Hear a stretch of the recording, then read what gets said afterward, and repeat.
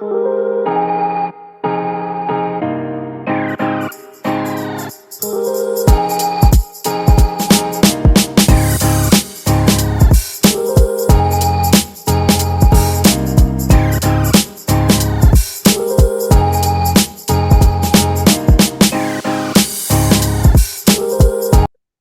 up, everybody? Welcome into the Real House Husbands of Fantasy Football podcast. I'm your host, Dustin. I'm joined with Atik and Rem, as always.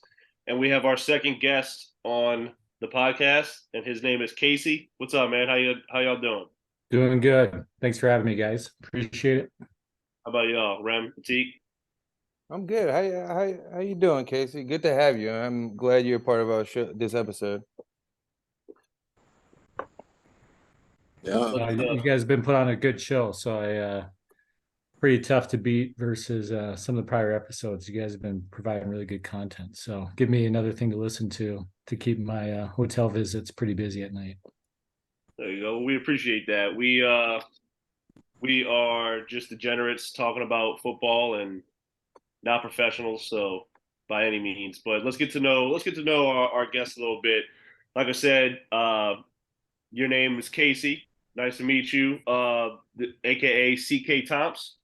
That's your name, right? It's my name. First initial, mid initial, last name. So nothing too much to it. Awesome. Where are you from? So originally from the Minnesota area. Spent some time in the military, been all around the country for the most part. So grew up here, ventured from coast to coast, and wound up back up in Minnesota. Awesome. So needless to say, you're a Vikings fan. Yeah, I even got the backwards hat to sport it here a little bit. That's just my insignia there. That's just to throw people off. So don't want them to know my homer team out of the gate. Otherwise, I'll never get Justin Jefferson on a team. Or Alexander Madison, right? Is that your? Alexander Madison's gone by the 6th round in all these leagues by Atik anyway, so it doesn't really matter. I was gonna say, yeah, Atik's the one that'll swallow him up real early. Yeah, you know me. I'll tell you, get out of the 5th round if you listen to me. So if you don't, I'll get them in the 6th. That's good. So what do you do for work? So I'm a human resources director for a consumer product goods company. Okay. Sounds legit. How long have you been doing that for? So I've been doing HR for now about 14 years. So I've been with Pepsi, Kraft Heinz, now Post Holdings. Never thought I'd be working in the food industry, but in good times you need food, bad times you need food. So basically you're just firing a bunch of people, telling people they lost their jobs all day, right? Hire people, investigate people, do some analytics attached to a little bit. That's kind of my forte in the HR realm. People wonder why you need HR analytics, but as you can imagine, the pandemic the last few years, we have to dive into the data in everything we do. Awesome. And then on your time off, this is where fantasy football comes into play, right? That's right. How many leagues are you in? I think about 60-ish, 60 to 65. 65. Okay. So I believe our last guest, the Lou Moon, I think he said he was in 50, if I'm not mistaken. How in the world do you manage that many leagues? I think Lou's in more than I am. He said he's in like 100. Oh, did he? I can't. Yeah. I couldn't remember. But how the hell do you is it all dynasty? Are they best ball? Do you have to set up a lineup every time? Tell me about that, because I'm infatuated. I'm probably going to be there by next year, but. So really you just carve it out each of the nights. So you got your waiver period, which is typically about the same. You set your waivers Tuesday night, then Thursday night games. That's where it's kind of a pain in the ass. You have to go through for one game to make sure no one's in any injury spots and just check your lineup so you don't have the wrong guy in the flex position. Right. But otherwise, you spend an hour on Thursday, Sunday. You're starting at about 10:30, have your lineup set by 11:30. London games can kind of throw you off a little bit. Yeah. But overall, once you have a system down, you're just going league by league by league, and you know your guys. I mean, it's just all the same thing for the most part. It's you got the same team everywhere, right? Well, the crazy thing for me is like I have a value in every person on the board, and I know if they're starting sitting. So I mean, I know if I'm going to do a trade typically in about 15 seconds. So So same with starting lineups. I go into I can starting attest lineups. to It's that. not hard for me. I just go in and I know where I'm going each week for the most part across the board. I don't think too much of it. Some people will sit there and do some analysis paralysis. yeah. That's not me. So do you have shares of damn near everybody in the league, or are there some guys where like, or is there some guys that are totally off your board? Do you try and get the same team like a teak in every league, or what? So how I typically do it, and I do it a little outside the norm than most. Most of my dynasty leagues I start up in, year one is dead cost for the most part. Sunk costs across the board. I don't even care necessarily of competing year one because I look at it as you got 12 people, a good portion of the league is going to be in it to win it in year one. So even if you're going to level set across the 12 teams, you got about an 8.3% chance. I'm going to take the value. I'm going to take the future draft capital. I'm going to build young. I'm going to get my go-to guys, similar to a Teague's approach, but I look at it from I'm going to take those sunk costs in year one and I'm going to build upon my young squad across the board. So typically, if they're 25 or older, they're not even on my board. Facts. Right. They Facts. are completely off the board. And I'm just going to be building off of that for multiple years. So, like last year, for example, I started pretty heavy with wide receiver and a couple young QBs I like, and then have a lot of Kyle Pitts shares, some of the young tight ends, knowing this year was going to be a stronger RB class. So I would purposely build up my key players and my key positions. I was a little bit off because I thought this year would be a better RB class, but it wasn't. But got some good footing going on there. Got a lot of Bijan, Jameer Gibbs shares, Devi leagues. I struck out on Evans quite a bit on some parts, so you're not going to win them all. But typically, they end up being variations of some different younger players overall. But that's how I typically approach it. So usually by year 2, year 3, that's when I'm really working on getting my money back. It's a longer process. So. That's awesome. How long have you been doing Dynasty? I've been doing Dynasty for 5 or 6 years, but Sleepers just enabled the addiction more in the last 2-3 years.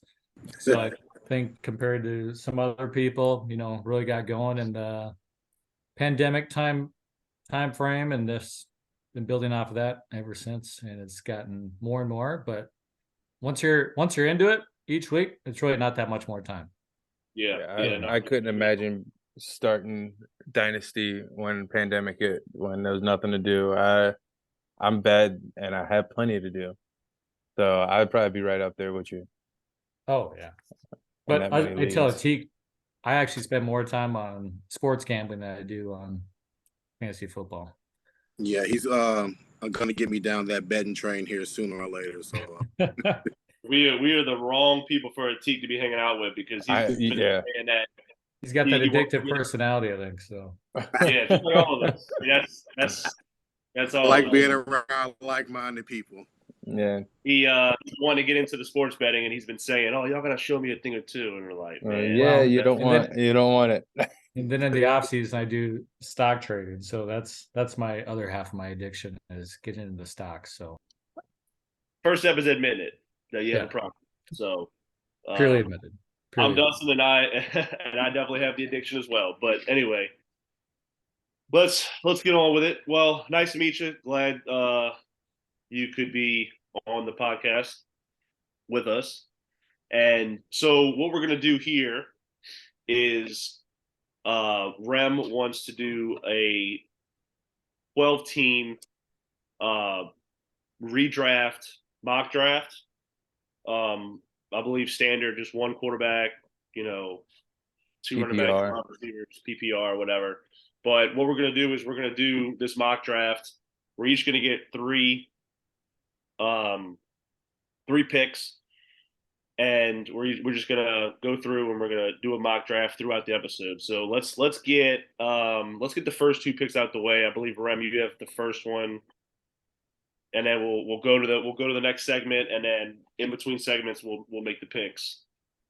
Yeah. Who'd you pick and why'd you pick them, Rem? I picked Justin Jefferson. It's PPR. He's a ball hog, which I like, and he is my 101. Yeah, I mean, there's no argument there for me. Yeah.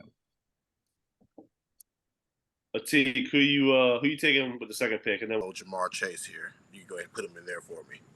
Break from that, and Atik, why don't you take this next segment on who would you rather have? All right. So we're gonna do a quick segment here. So it's around the time where we're going through a lot of drafts, and you're gonna have to choose between a couple players who you like. I think we were actually in the group chat the other day, and who were we talking about? Dustin, it was your guy from New Orleans, and who else? Kendre Miller and Devin Achane. Devin Achane. Okay.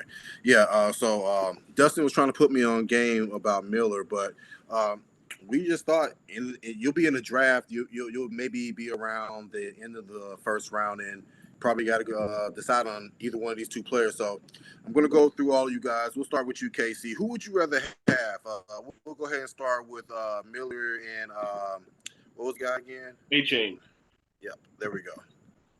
So I'm going to talk out both sides of my mouth. So I'd rather have Kendre Miller in Dynasty. I'd rather have Achane in redraft.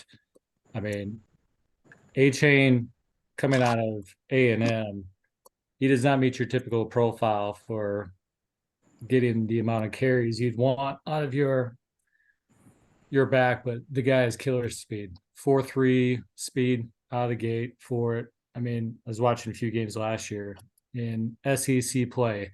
The guy has tremendous leg strength as a whole. But it's going to be hard to be dependent overall. I think I like him better in best ball overall too. But Kendre Miller, he's going to have a tough path in year one.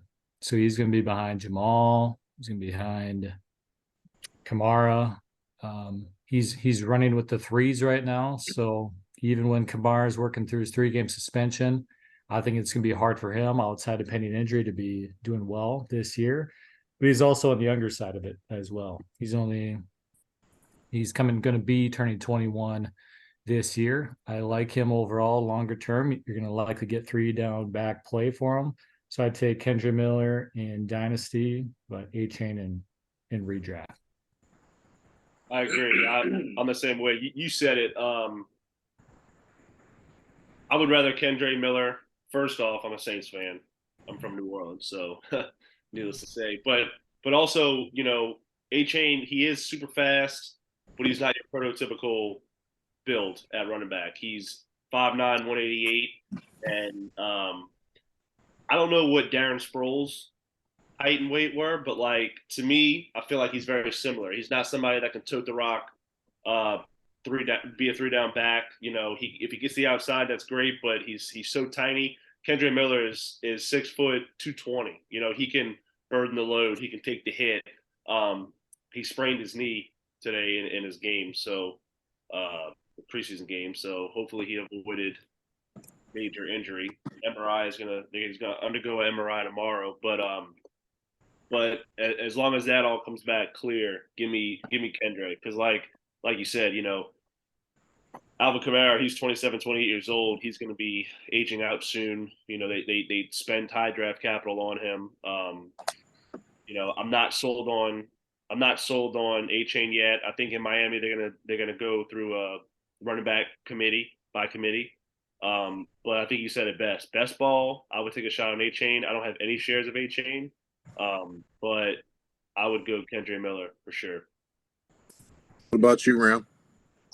Dynasty Kendre Miller, just because he's got the best upside. But for redraft and keeper leagues, I'd do Achane just because you never know what's going to happen with that running back room.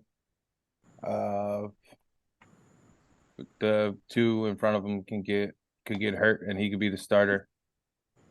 I mean, but that's for redraft. But Kendre Miller for the long run this year, definitely A-Chain. Kendre Miller, I don't think he's going to play too many games this year, at least. I get you. Now, me myself personally, I don't have Miller or A-Chain on my board at all, but I am a speed guy. Speed kills. So I love explosiveness, especially most of my leagues have those escalator points for big plays. So I have to go with A-Chain. But I definitely agree with you guys as far as dynasty goes. Miller has the better setup. Looks like Dustin said, Kamara's going to be aging out soon. Jamal Williams is not a long-term answer. So it looks like he is the future there, but I do like the explosion of A-Chain. All right, guys. Maybe this one will be a little more difficult for you. Casey, who would you rather have? Jordan Addison or Zay Flowers? I have to go Jordan Addison. And the major reason for that is, one, I like the offense better. The Kevin O'Connell offense up here in Minnesota. I was just at training camp yesterday, watched the game on Thursday night. You look at the draft board, even coming into this year, strictly off of player profile. You even had some experts having Addison a bit above JSN as the wide receiver one coming into this draft class. Now, he's not going to be your prototypical X receiver. He's going to be fitting more in the slot, but the guy is silky smooth. Great route running ability. He doesn't have blazing speed behind it, but he's a smooth runner. He's almost like a poor man's Chris Olave in a way. But I think running next to JJ in that offense with how many weapons that they have, he's not going to have probably as high of a ceiling as Zay Flowers is, but I think he's got a very high floor and he's going to excel in that offense. You think of other great wide receiver twos in the league, like a T. Higgins running with Jamar Chase and being the benefactor of that. I can see that as maybe his ceiling, kind of fringing on that wide receiver 15, but you can feel really good overall about the floor. The hardest thing for me is Zay Flowers, similar conversation as A-Chain. You're going to have to find ways to get him the ball. And that is becoming a very crowded wide receiver room in an offense that is ranked towards the bottom of the league and yards for wide receivers. You got Rashad Bateman coming back. You have OBG there. You got Andrews competing for targets. I just think it's a tough wide receiver room. And I know he's been the noise of camp there in Baltimore, but I'm going to go with Addison longer term because I like the floor much better with him. And I think the range of outcomes are better with Addison. What about you, Doug? This one's tougher than it was 2 weeks ago for me. 2 weeks ago for me, I would say hands down Addison, just because, not that I wasn't a believer in Zay Flowers, but I think just the team he's on, Baltimore, Lamar Jackson. But you do have to remember that, they brought in Todd Monken in Baltimore, so he throws the ball more. And I'm going to go with Addison, but I will say I really believe I'm starting to heat up on Zay Flowers. I really believe that Zay Flowers has an opportunity to be the one wide receiver as opposed to Addison, who, no matter what he does, JJ is going to be the number one wide receiver on that team for a long time. Also, Kirk Cousins is – I like that offense better as well, but Kirk Cousins isn't going to be there forever, so it'll be interesting to see who his replacement is and if him and Addison have a connection. But right now, I would go Addison. Zay Flowers, like you said, he's getting a lot of praise in camp right now. I think he will end up ultimately the number one wide receiver in Baltimore. I'm excited to watch both of those players, but I think all the coverage is going to be shifted towards Addison I mean, towards JJ, and that should open up things for Addison. He's already silky smooth.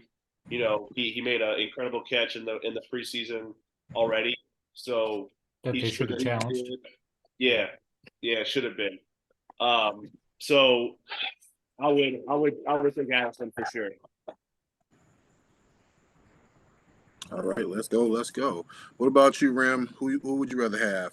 Addison I, or Flowers? I'm going to go with Zay Flowers. Lamar Jackson's number one is Mark Andrews, but he doesn't really have a favorite wide receiver.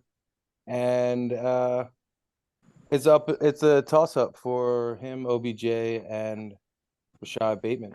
I think he does have a crowded room, but Kirk Cousins' favorite target is Justin Jefferson, and it's his safety blanket.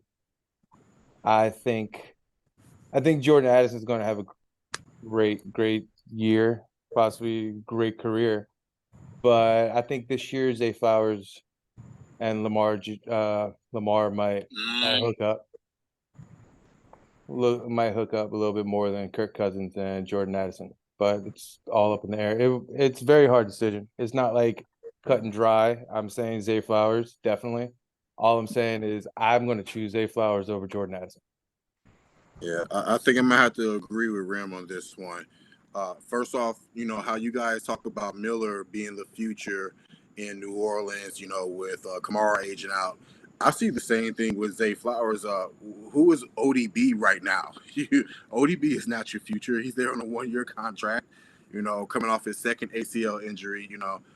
The future is Zay Flowers there. And point number 2 for me, in my film study, he was miraculous at Boston College. I believe on my board I had JSN number 1, Zay Flowers number 2 receiver coming out of the draft, and it got closer and closer because his separation is next level.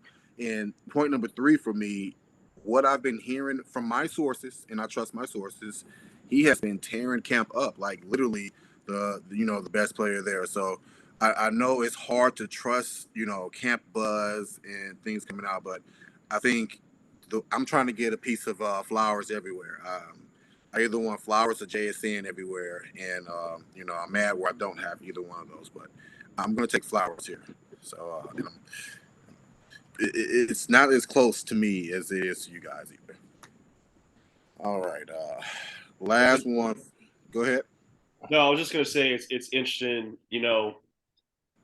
Each one of y'all that talk, it kind of not swayed me one way or the other, but like y'all all made good points, and it's interesting how each person can watch a player or watch film or whatever and just have different opinions. Like we don't know if Addison or Flowers is who's gonna be best, but like y'all both made good points for opposite players. So I mean, I'm still on the Addison train, but it's just interesting to me that like people can have such different opinions on different players, and some people see different things, and you hit on some, and others you don't. That's the best part about fantasy football is the value. Everybody values everybody different. I love that part. That's one of my favorite parts. But last one for you guys. Last one, and this is for the IDP lovers. Dustin, Rim, do you want to sit this one out? I know you guys aren't the strongest IDP guys.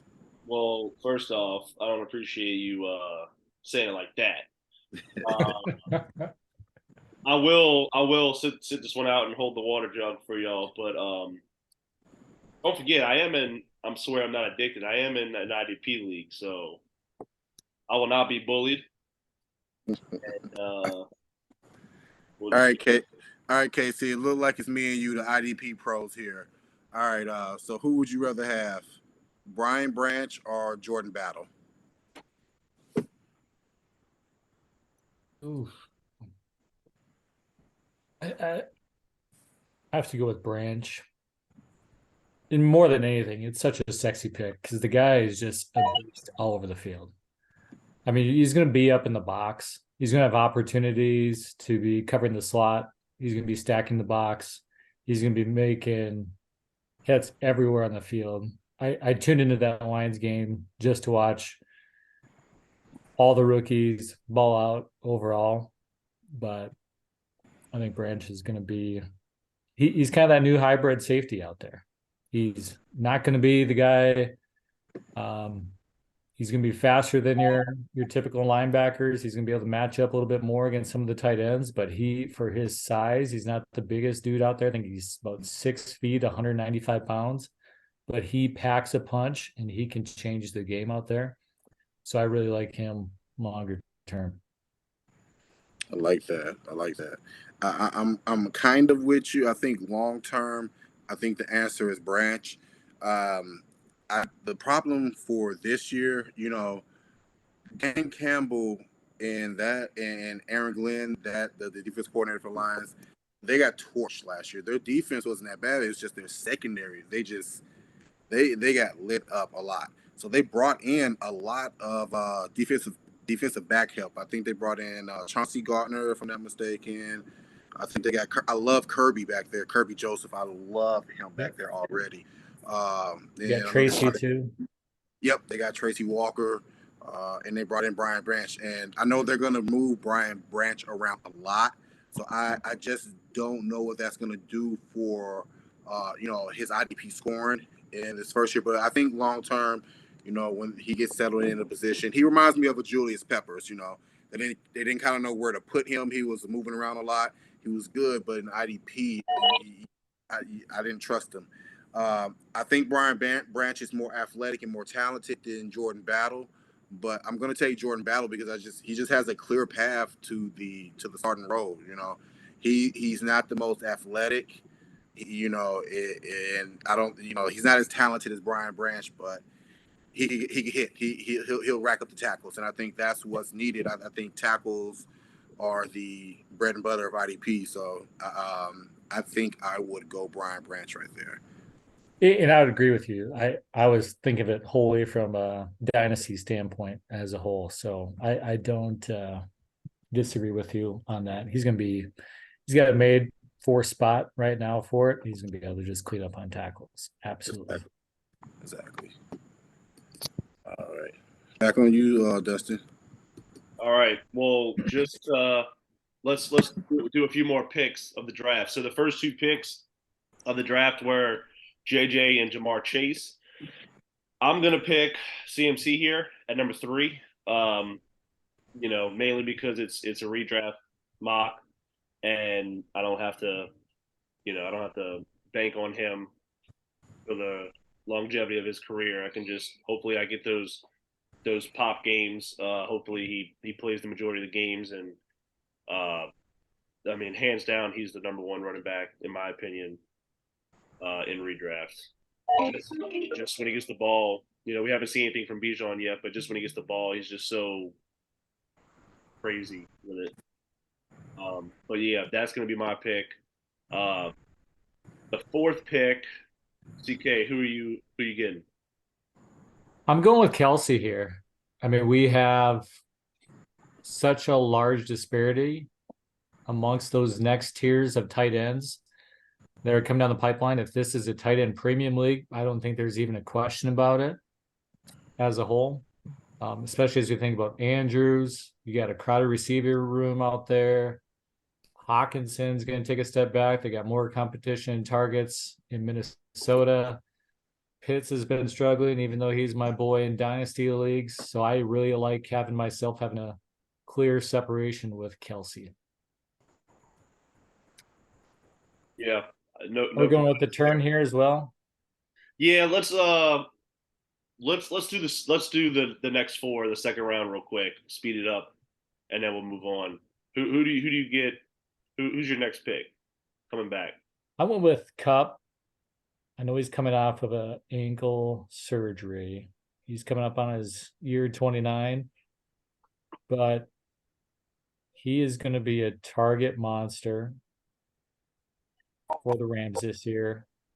He's going to, just like he picked up from on the Super Bowl year, he is one of very few receivers in the league. It doesn't matter what you do. You can double him. You can put a safety over the top. You can do press coverage for it. he is not great in any one facet of the game, but he's really good at pretty much everything. Route running, ball catching. He's got speed. He's got size. He is such a tough matchup, and I think he's going to come back really strong this year.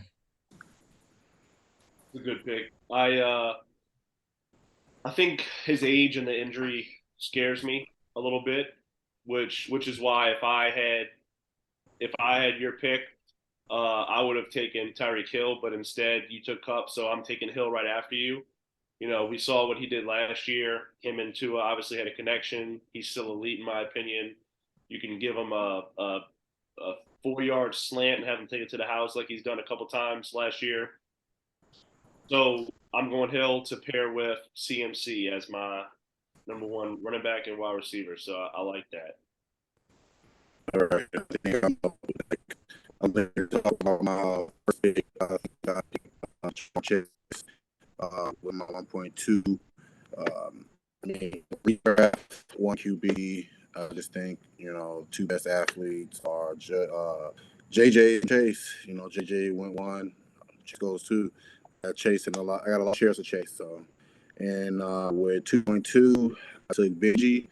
I like him young. Call me Kelly when it comes to football, but I think Pear and Chase and Benji, he's gonna be RB and RB5 this year. So I'll take that. Take it all day. All right. I had to go Austin Eckler. I mean, he's the best running back for PPR. He catches all the balls out of the backfield. He's good for at least 6 catches and about average of 18 points. It's a PPR league, and I think Austin Eckler, y'all slept on him. And thank y'all for letting me steal him with the 8th pick of the draft. Yeah, I think Atik is still thinking that he's doing a dynasty league because Dynasty. like some young like R. Kelly, but I definitely would have thought Eckler would have gone before Bijan, but No, to me, Eckler is up there in age. Those running backs after, I just really don't mess with them after 28. Just like how Casey said, they're past 25, they're not on his board. I agree with that 100% in Dynasty, but just from a health standpoint in football, older like that, I'm just not buying. I'm going to be scared the whole year that something's going to go wrong. So I'm going to go Benji. He's going to be RB 1 through 5. So I don't do the older running backs. I just can't. On that note, I'm on the same page. When those running backs die, they die fast and they die hard. Let me ask you this, Casey. How many times have you gotten burnt in the past to really learn that lesson? I mean, when you think about Brian Westbrook, think about Chris Johnson, Melvin Gordon. Gordon. Even Todd Gurley. I know that was an arthritic knee, but I mean, even this 27 year, the 28 year, when they die fast. And that's my biggest concern for Austin Eckler, Derrick Henry, Nick Chubb, Kamara. What about Frank Gore or Marshall Faulk or LaDainian Tomlinson? You're gonna have those outliers. They played till like they were 33, and they were effective. You're definitely gonna have those outliers, but the data's told us for the most part, by that age 28, they're breaking down. And when we're making these investments into fantasy football, Melvin Gordon broke my heart a few years ago. So I'd rather just invest young opposed to invest in older because they're good and then playing win. I'm always win now, but I'm win now with good young talent. I can't do win now with older talent. I'm too scared for that. But we're talking about redraft. We're not talking about dynasty. So Bijan he might have an immediate effect, but we know how Austin Eckler plays. And there's the chance that he gets hurt because he's older, but Bijan has the same chance of getting hurt or may not produce the way that we all think because he hasn't had a snap in the league yet. Just saying, it's a redraft. Yeah.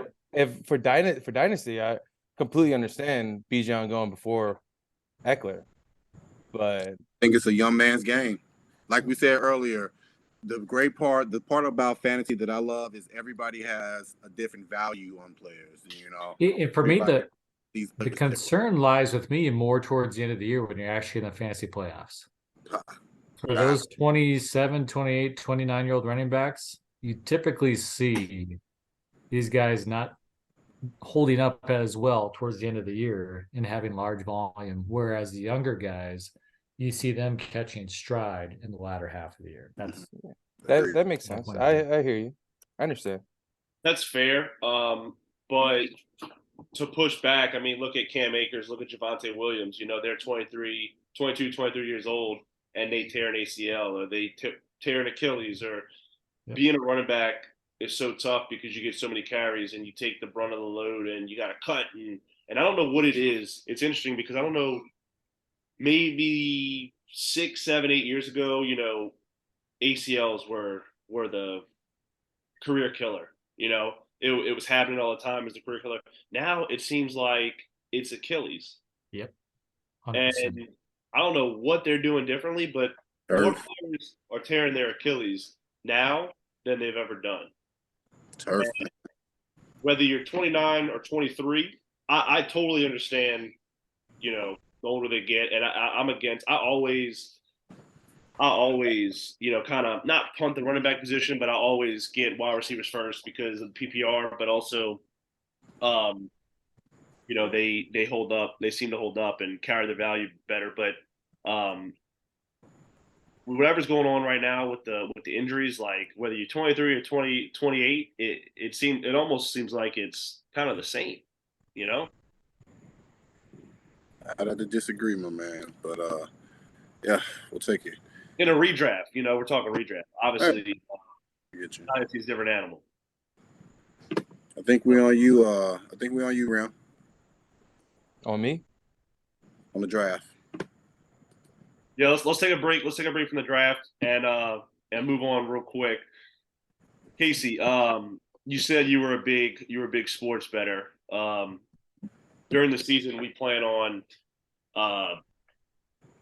you know, making some sports bets during the season and announcing them. Have any bets out right now as far as like future bets? Like, well, you know, you're a homer Minnesota Vikings fan, so do you have them winning the division? Do you have them over under in their games? Do you have any passing leaders, rushing leaders that you've either bet or do you plan on betting?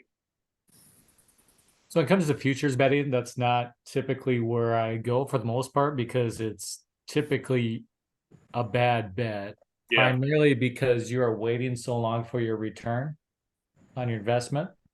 So what I do though for futures bets is I like to apply it on longer odds. And those are typically what's in the favor. It kills me to say this, but one of my favorite bets this year is actually Green Bay in the North at about +3. I think it's ranged anywhere between +320 to 360. Yep. Lions odds are getting a little overbought. Vikings are typically in second, and then Green Bay, Chicago are about 3 or 4. But I think Green Bay potentially has the best defense in the North, potentially best running game in the North. And I think Jordan Love is going to be a much better passer than people are giving credit for. I sadly am a huge believer in Jordan Love, and God, I hope they don't catch a third Hall of Fame quarterback in a row. That's going to kill me for the next 10 years if they do. But I think the game has slowed down for the guy. I mean, you watched the Eagles game last year where he came in. It's a very small sample size, and you're watching training camps, and I think the game's slowing down for him, and they're surrounding him with weapons. We got a lot of young talent around him. I might be a year ahead of this with Watson, Musgrave, Jaden, and Romeo, but I would not be surprised if Green Bay comes out of the North. That's the one number I like in the NFC side of things. I I think another one that might be a sneaky pick is looking at Baltimore out of that division. Being with the Bengals, you're getting at pretty much even odds of Bengals coming out of the division. But I'm talking on both sides of my mouth with Zay Flowers on that offense. But I think Monken is going to make a big difference. You no longer have the background noise of Lamar Jackson's contract.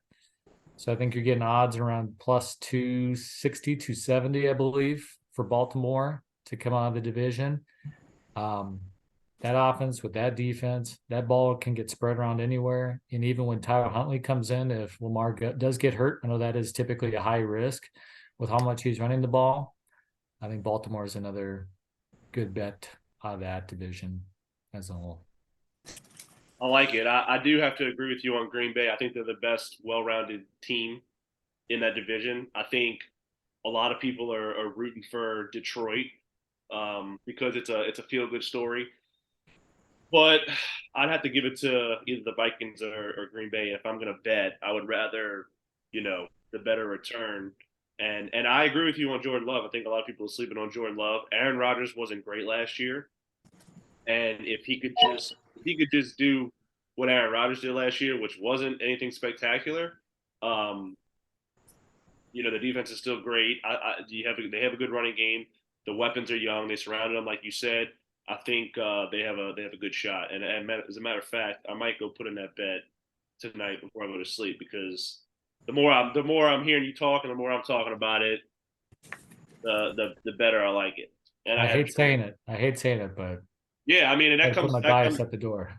that says a lot coming from a Vikings fan. That would be like me saying that the Falcons are the best team in the South, and I would damn near almost never say that. So that says a lot. So I like it. What about y'all? Yeah, even if the Falcons are the best team, I would never say it.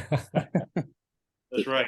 Y'all have any future bets y'all put out? Passing leaders, rushing leaders, over under wins. Any that you thinking about putting out? I will say though a couple things though to keep in mind. If you want to do a couple of fun bets, bet on who's going to lead the league in receiving yards or passing yards, rushing yards. Those are kind of fun because you can get 6-1 odds, 12-1 odds, 20-1 odds. Those bets are fun. Like if you're going to do a futures bet and you want to do the longer odds to where you have something kind of hanging with you the whole year. Let's say you put $50 on something that's got 10-1 odds. That's a fun bet. You know, it's not a smart bet necessarily, but those are fun bet. I got put $100 on JJ last year to lead the league in receiving yards at 7-1, and that hit. So that was a fun one. 2 years ago, I had Cincinnati at 22-1 odds just to win the division. Wow! I kicked myself for not doing an AFC odds, but I got them at 22-1 odds just to win the division. Wow. So those division ones and the yards ones, or even the coach of the year, because when you really break it down, the coach of the year odds, it can only come down to about 7 or 8 different guys based on their circumstances. It's not a long tenured coach with the same team. It's usually someone coming in with some adversity or a team that's trying to come from the bottom or first year. So just want to add that nugget into it, but you guys go ahead. Kind of like a Sean Payton in Denver or a Frank Reich in Carolina, something like that. Right. Yeah, those are your good choices for coach of the year odds. That makes sense. My future bets, I only have a few things. Like I got Jalen Hurts winning MVP.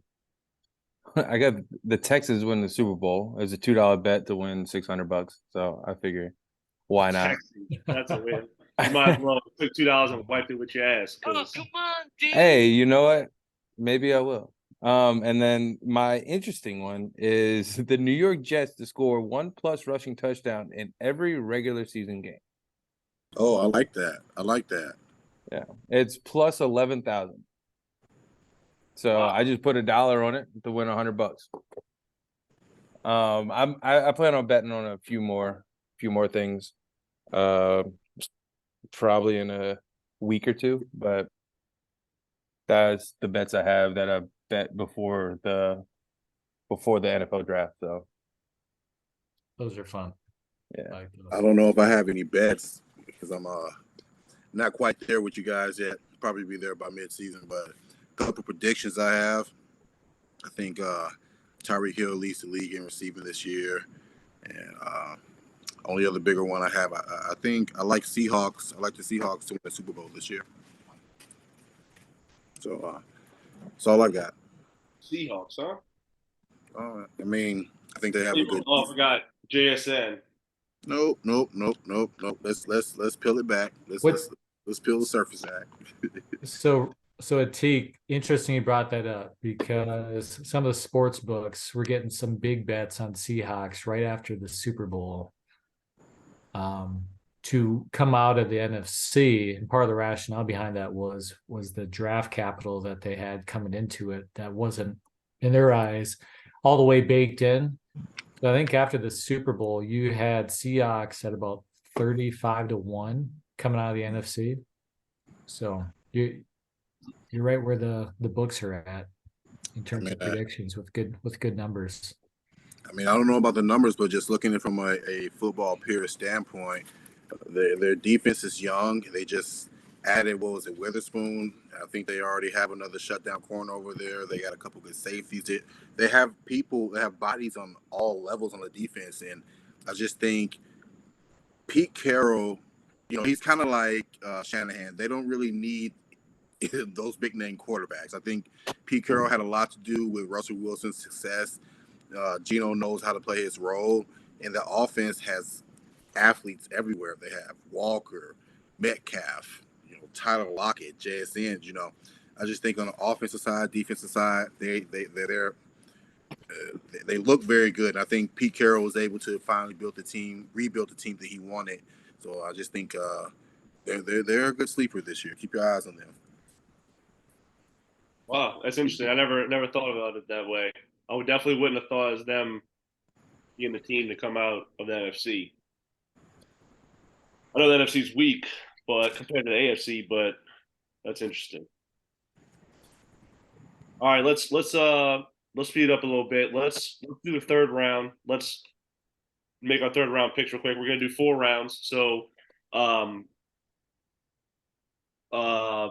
Rem, you have, just a reminder about it, you have JJ and Austin Eckler as your first 2 picks. Atik, you have Jamar Chase and Bijan Robinson.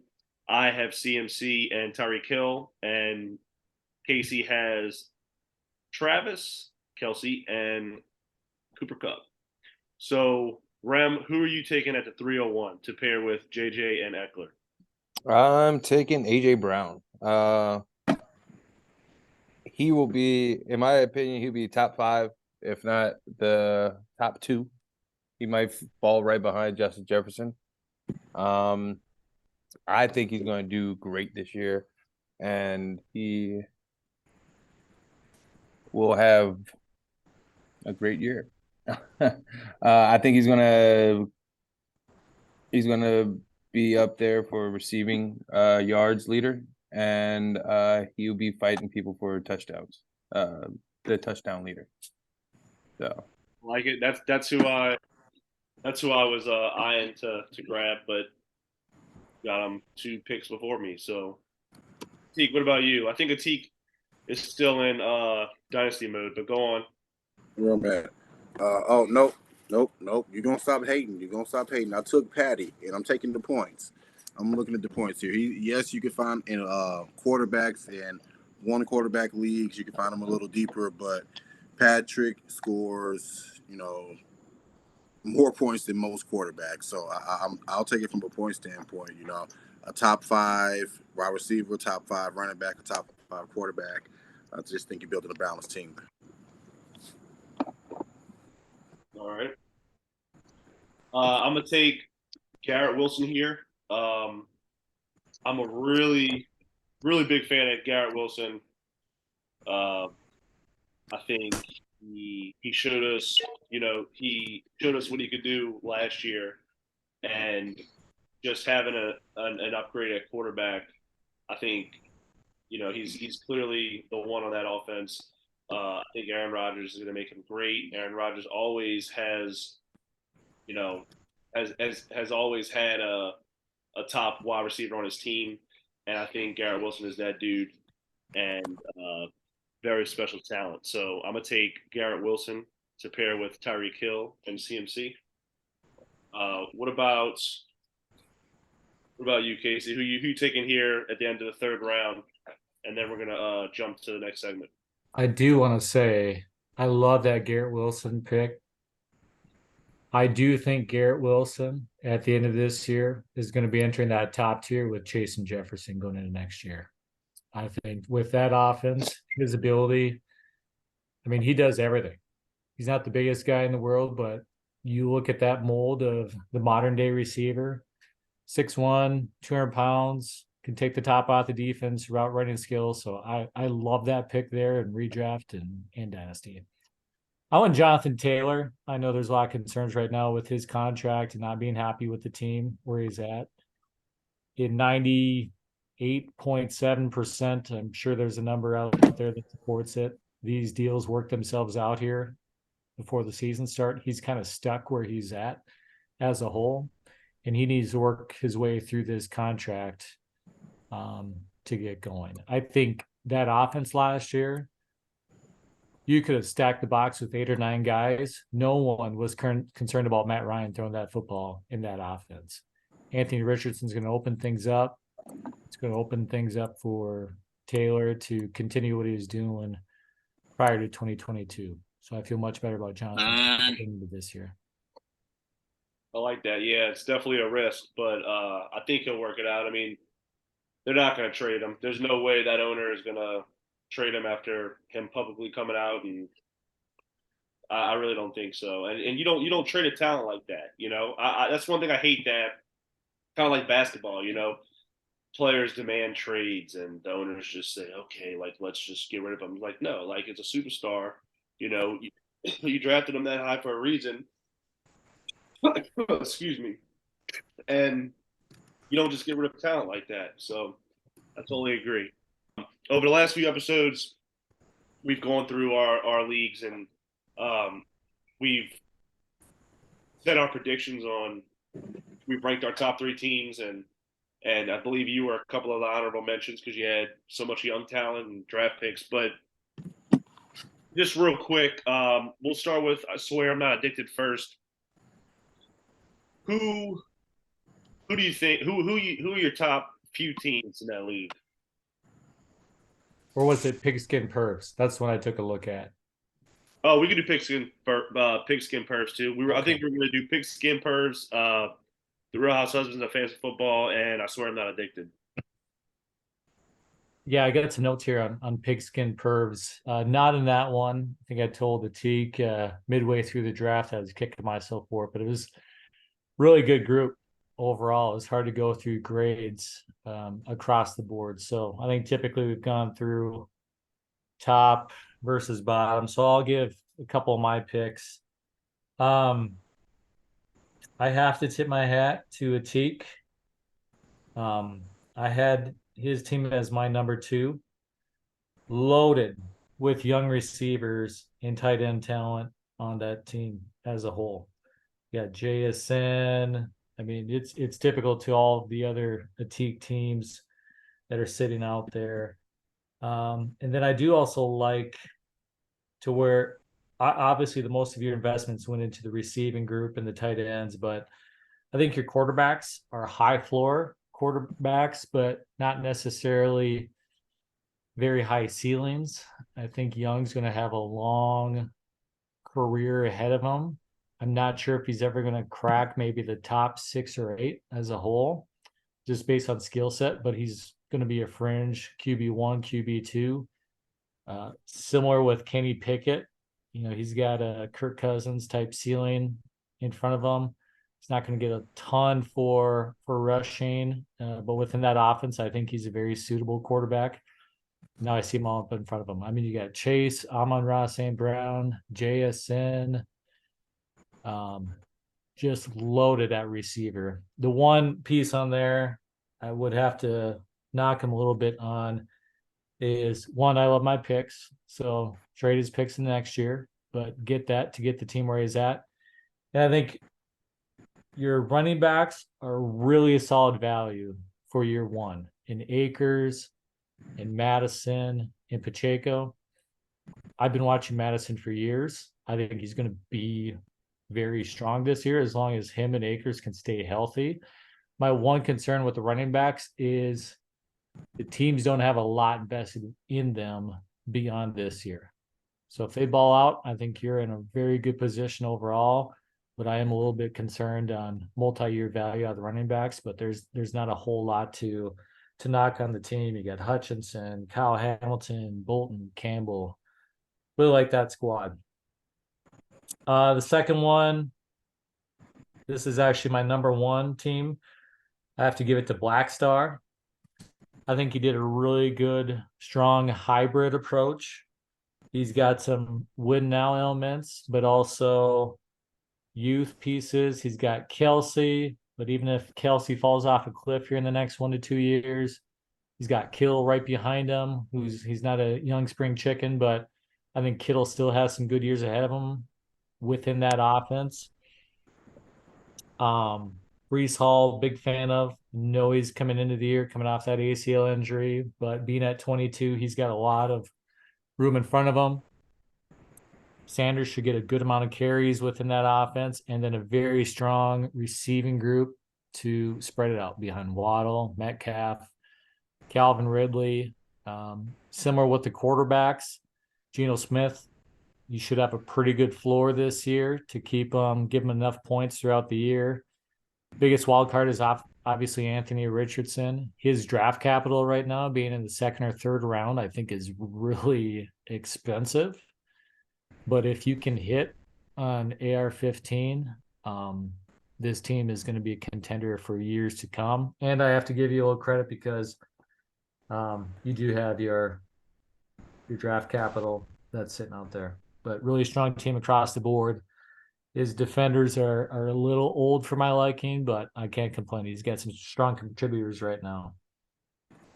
The one team on here, I will say, I have to give a little credit to Millisat. That's the team.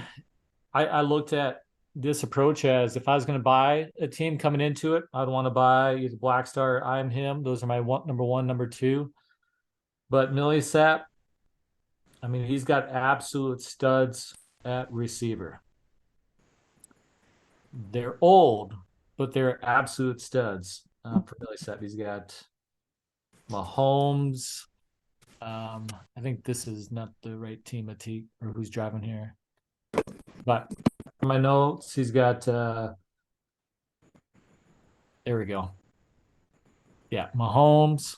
The receivers got Jefferson, Tyreek Hill, Stephon Diggs, Devontae Adams. I mean, you can't, if you're running a redraft league, you can't get much better than that out of the gate. And I thought you're pretty creative with the running backs with Montgomery and Algier. People are extremely high on Gibbs and Bijan. But I think these two are in good spots to have decent floors because they're not going to be running these dudes into the ground. Algier is still going to get a good amount of touches. Montgomery, when you need 2 yards, he's going to get you 3. When you need 5 yards, he's going to get you 3. He's going to get touches. He's going to get points. He's going to probably get some goal line work in that offense.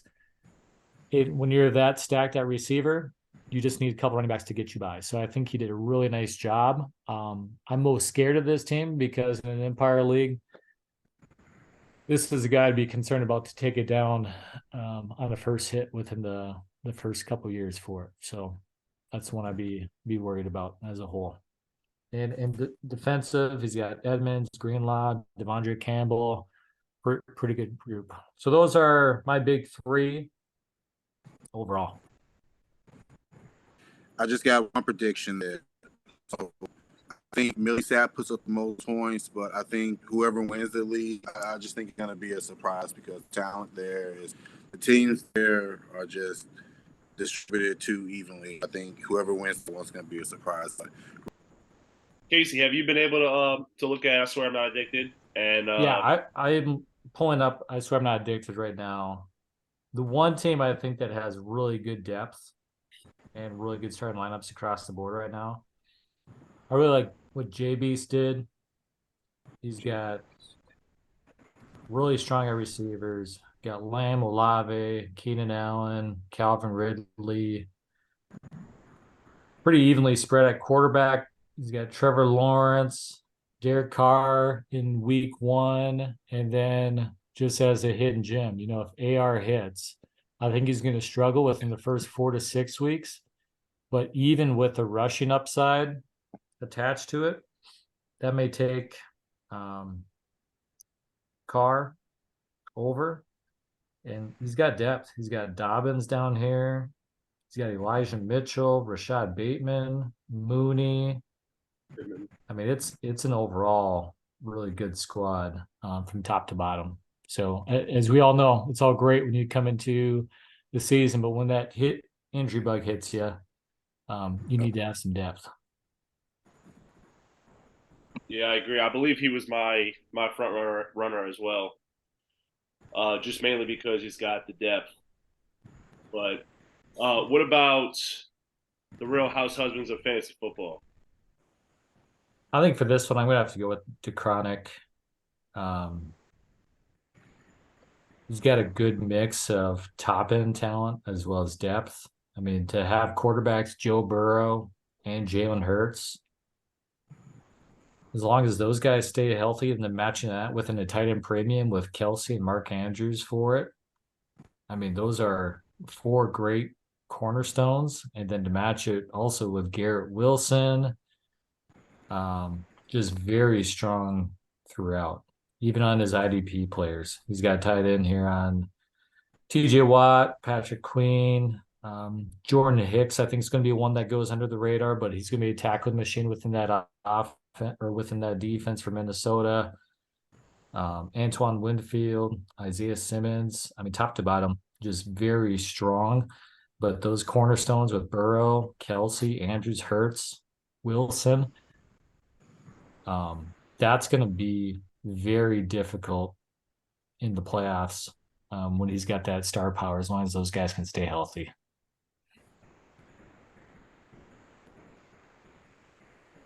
All right. That was my front runner as well. I don't know how y'all let him get those 2 quarterbacks and then still get Kelsey, Andrews, Wilson, Garrett Wilson, TJ Watt, Terry McLaurin. I don't know how y'all did that. I think that league, Andrews dropped. Did he? Like into the 5th round, 4th or 5th round. Wow. And it's tight end premium, right? Yeah. I think that was the league. Among 60 of them, it's hard to keep them all straight, but yeah, I bet. Let's round out our little 14 4-round mock draft with our last 4 picks, and then we'll bring it home for Jerome. Yeah, I'm gonna go with CD here with that Cowboys offense. I think some people forget how young CD Lamb still is. And there's been a lot of targets to go around within that offense over the last couple of years. You had Gallup there, you had Dalton Schultz. They're pounding the rock with Pollard and Zeke.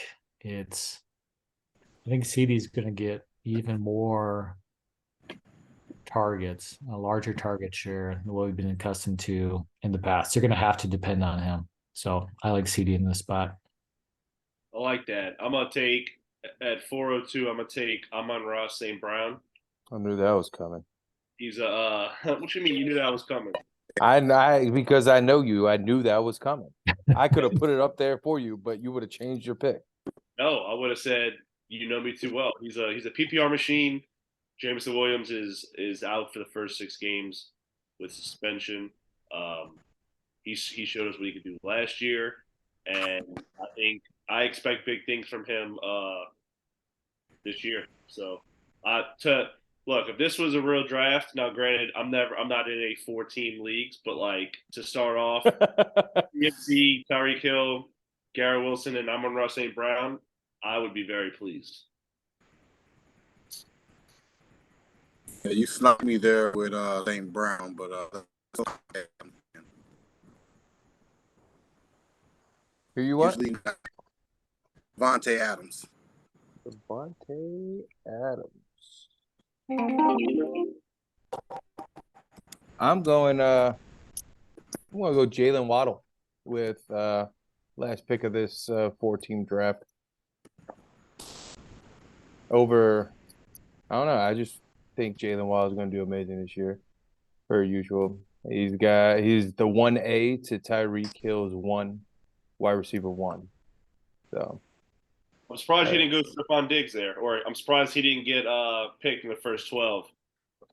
I'm actually very surprised as well. Granted, this is the first 16, but I'm surprised as well that Stephon Diggs is still available. But I don't know if that has anything to do with him and his offseason stuff, even though it's not very. Did you guys watch any of the Bills games down the stretch? Yeah. He just had a hard time separating in some of those games. I don't know if some of that was if his head got into some of it. I mean, they're doing bum coverage, and then you had a safety over the top. I mean, they didn't have many other options because Gabe Davis wasn't stepping up. Knox wasn't doing a whole lot. I mean, he was struggling mightily down the stretch. So he needs a number 2 in that offense, and maybe Kincaid can help open things up underneath more for him. But he struggled. Yeah, he did. Definitely struggled. I feel like the whole Bills offense didn't do that hot towards the end of the season. He sputtered. Yeah. There's definitely a stench coming off of him from his his off-season bullshit and the way last year ended with him, frustrated with the team and not getting the ball as much. And so I think that's why he's dropping, to be honest. Oh, come on, dude. Well, all right. Well, I think that wraps this episode up. Casey, thanks again for coming on. Really knowledgeable, we could tell.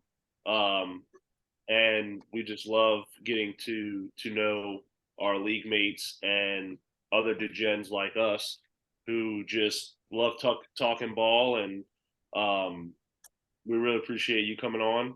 Like I've said earlier on, that we're not professionals, we're just degenerates. So That's right. there are some hiccups in our podcast, but we are going to work on that. Hopefully you're able to come back on in the future, and we really appreciate it. Yeah, we love it, guys. Thanks for having me. It's a lot of fun. This is a good community, and this is what we do, right? We have fun talking football. That's what it's all about, and we'd love to do it again. So thanks for having me, guys. No worries. Y'all got anything to say? Hey, I'm ready for the season to start. Ready to play some motherfucking football. That's all I got. Yeah, 3 weeks away. Saints whipping that ass today. But thank you, Casey, for being on the show with us, and it was a great time having you. Thank you, Casey. Really appreciate you, my man. Thank you, guys. Till next time. Well, that'll wrap it up. I'm Dustin. That's Rem. That's Atik. We were joined by Casey. Peace out.